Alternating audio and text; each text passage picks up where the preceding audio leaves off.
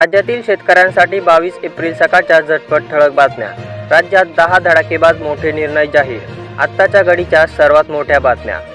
हवामान बदलामुळे जागतिक उत्पादनात 19% घट शक्य। पुढील 36 वर्षाचा अभ्यास। नुकसानीच्या तुलनेत दुरुस्ती कमीच। गरिबीतही होणार मोठ्या प्रमाणात वाढ। आळेफाटा बाजारात 178 गायींची विक्री। 45 लाख रुपयांची झाली उलाढाल। सातारा जिल्ह्यात 175 टँकरद्वारे पाणी पुरवठा।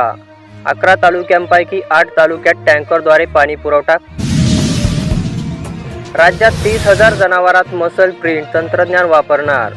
महाराष्ट्र पशुधन विकास महामंडळाद्वारे 571 कोटी रुपयांचा आराखडा तयार।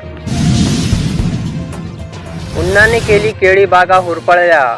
परभणी जिल्ह्यात शेतकऱ्यांचे मोठे आर्थिक नुकसान। जिल्ह्यातील दुष्काळी स्थितीमुळे परिस्थिती बिकट।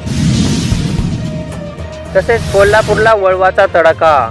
पूर्व भागात मोठ्या प्रमाणात नुकसान। शिरोळे तालुक्याला मोठा पचला फटका। कोकण, मध्य महाराष्ट्र आणि मराठवाडा विदर्भात पावसाचा येलो अलर्ट इशारा। संभाजीनगर, बीड, नांदेड, जालना, नाशिक, ठाणे, पुण्यात येलो अलर्ट जारी। मोदी पंतप्रधान असणे हे देशासाठी लाभदायक नाही। ते आता तिसऱ्यांदा सत्तेत आले तर देशात दंगली भडकतील। प्रकाश आंबेडकर यांनी केले मोठे भाकीत।